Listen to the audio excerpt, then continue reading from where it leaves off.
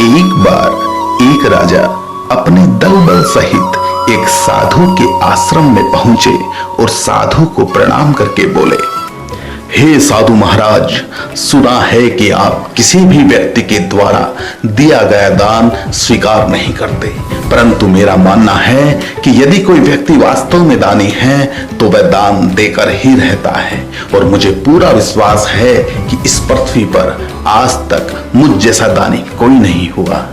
राजा की बात सुनकर साधु जी समझ गए कि राजा को अपने आप पर बहुत अहंकार हो गया है, इसलिए मुस्कुराते हुए बिना कुछ बोले ही उन्होंने अपने दाहिने हाथ की हथेली राजा के सामने फैला दी।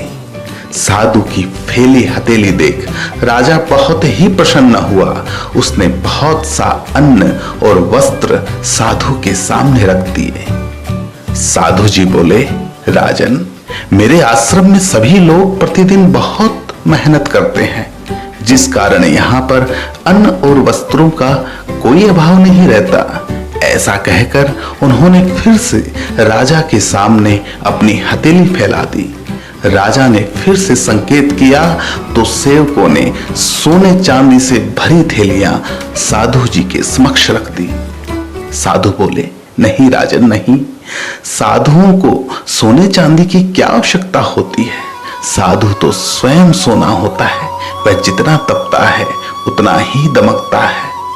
ऐसा कहकर उन्होंने फिर से राजा के सामने अपनी हथेली फैला दी।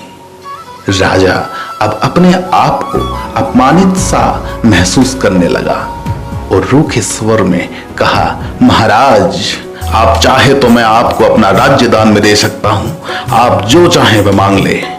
साधु ने कहा, राज्य आपका नहीं, प्रजा का है महाराज, और वैसे भी मुझे आपका राज्य लेकर करना क्या है।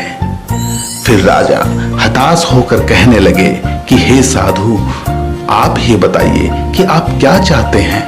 तब साधु ने राजा से कहा कि हे महाराज, अगर आप वास्तव में कुछ देना ही चाहते हैं तो आप अपना अहंकार हमें दान कर दीजिए, क्योंकि अहंकारी व्यक्ति कभी भी किसी का भला नहीं कर सकता, और आप तो राजा हैं, अतः आप मुझे अपना अहंकार दान कर दीजिए।